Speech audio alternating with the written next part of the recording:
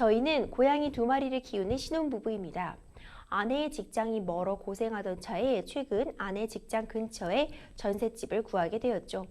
전세 계약을 할 때 집주인은 집에 부부만 거주하실 건가요? 라고 물었고 저희는 아직 아이가 없어 저희 둘만 산다고 답했습니다. 그렇게 계약금을 주고 전세 계약은 체결되었죠. 저희는 전셋집에 들어가기 전에 도배를 하기로 했는데요. 도배 일정을 잡기 위해 집주인과 통화를 하다 고양이를 키운다는 이야기를 하게 되었습니다. 그런데 집주인이 화들짝 놀라더니 반려동물 키우는 걸 절대 허용을 할 수가 없다면서 계약을 파기하겠다고 합니다. 저희는 계약금을 주고받은 단계에서 집주인이 일방적으로 계약을 파기하는 거니까 손해배상으로 계약금의 2배를 줘야 해제가 가능하다고 주장했습니다. 하지만 집주인은 계약 체결할 때 고양이를 키운다는 사실을 알리지 않은 저희 잘못으로 계약을 파기하는 거라며 지급받았던 계약금만 반환할 수 있다고 합니다. 임대차 계약을 체결할 때 세입자가 집주인에게 반려동물과 함께 거주한다는 걸 반드시 고지해야 할 의무가 있는 건가요? 집주인과 저희의 주장 누가 맞는 건가요? 이런 사연 접수가 되었습니다. 요즘 사실 반려동물 키우는 인구가 워낙 많다 보니 사연과 같은 어떤 임대차 관계에서 반려동물을 키우냐 안 키우냐 관련한 문제가 정말 빈번하게 발생을 하고 있어요. 혹시 변호사님은 반려동물 키우시나요? 함께 하고 계신가요? 저는 반려동물을 키우고 있지는 않은데요. 사연에 나오는 것처럼 이제 반려동물과 관련해서 어쨌건 키우시는 분들이건 혹은 키우지 않는 분들이건 이 문제 때문에 임대차와 관련한 법적 관계가 외부적으로 발생했을 때 이와 관련해서 갈등이 같은 공동주택 안에서도 포함해서 빈번하게 벌어지는 편입니다. 네, 요새 정말 체감적으로도 이 반려동물과 관련해서 임대차 관련 분쟁이 좀 끊이질 않고 있는 것 같다는 생각이 드는데 일단 지금 사연으로 돌아와 보면요 문제된 게 고지 의무 그러니까 사전에 알렸어야 했냐 이게 좀 쟁점으로 뽑아볼 수 있을 것 같거든요. 임대차 계약 체결할 때 세입자가 뭔가 의무적으로 꼭 알려야만 하는 그런 내용들이 정해진 게 있을까요? 네, 미리 고지를 받았다면 상대방이 그 거래를 하지 않았음이 사회 통념상 명백한 경우 이 경우를 이제 고지 의무의 대상이라고 법원이 정하고 있는데 그 사정에 대해서는 미리 상대방한테 알려야 될 의무가 있다라고 보고 있거든요.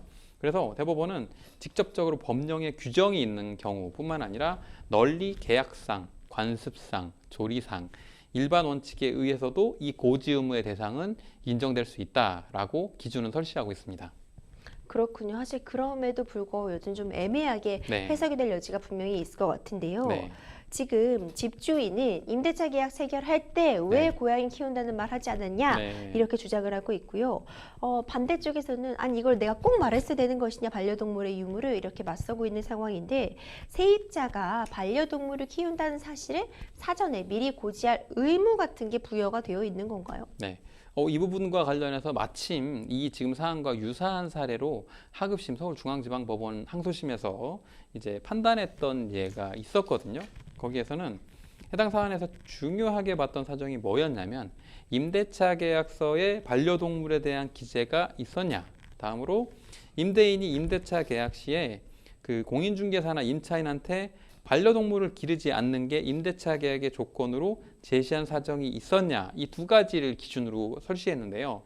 해당 사안에서 임대차 계약서에 반려동물에 대한 기재도 없었고 또 계약 당시에 임대인이 임차인과 공인중개사한테 반려동물을 길러서는 안 되는 게 핵심 사항이다라고 고지한 사정이 없었다. 그런데 계약 당일에 이르러서 계약을 파기한다라고 봐서 그 경우에는 세입자한테 신의칙상 반려동물을 키운다는 사실에 대한 고지 의무가 없다라고 결론을 내렸습니다. 아 그렇군요. 고지 의무가 없다고 일단 1심에서 하급심 판례에서 나온 것이 있었군요.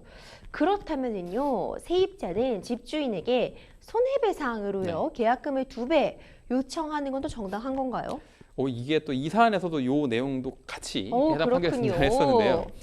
해당 사안에서 결론적으로는 계약금의 2배까지는 인정하지를 않았습니다. 우선 해당 사안에서 어떤 게 먼저 쟁점이 됐냐면 집주인이 계약금의 2배를 상환하지 않는 이상 이 계약은 해제되지 않았고 나는 여기 계속 거주할 수 있다라는 사정을 먼저 임차인이 주장을 했는데 이 부분까지 2배를 반드시 상환해야만 계약이 해지되는 것은 아니다라고 법원이 판시를 했고 손해배상의 액수와 관련해서는 손해배상액 예정이 이제 계약금이 손해배상액에 추정이 되기 때문에 2배 상한을 그 당시 임차인 주장을 했는데 여기에 대해서도 손해배상 예정액에 대한 사회통념상 감액이 인정된다라고 해서 4천만 원 중에 1,200만 원에 대해서 손해배상 책임을 인정하였습니다. 그렇군요. 이렇게 반려동물 때문에 분쟁이 일어나게 되면은 임대인도 그렇고 임차인도 네. 그렇고 참 곤란한 상황이 놓이게 되는데 네.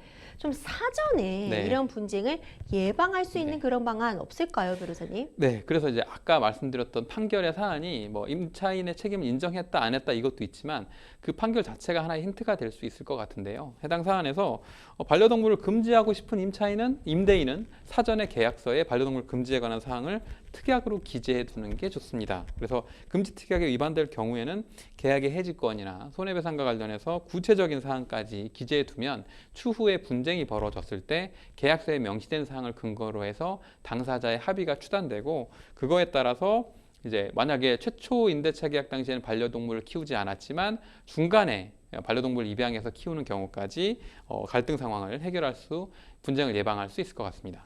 그렇군요. 그렇다면은요, 네. 세입자 입장에서는요, 네. 어떤 점들을 좀 미리미리 챙겨두면 도움이 될까요? 네. 앞서 말씀드렸던 판결에서 세입자한테는 명시적으로 반려동물 고지 의무가 인정되지 않다고 판시되기는 했습니다.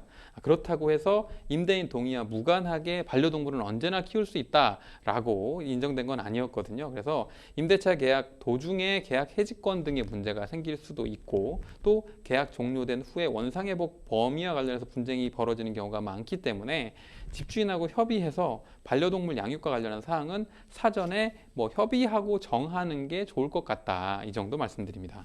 역시 가장 중요한 건 사전에 좀 미리미리 조율해 두는 것이 그럼요. 더 큰 분쟁을 예방하기 위해서 가장 좋은 선택지가 아닌가 싶습니다. 아무쪼록 좀 잘 해결되시기를 네. 바라겠습니다.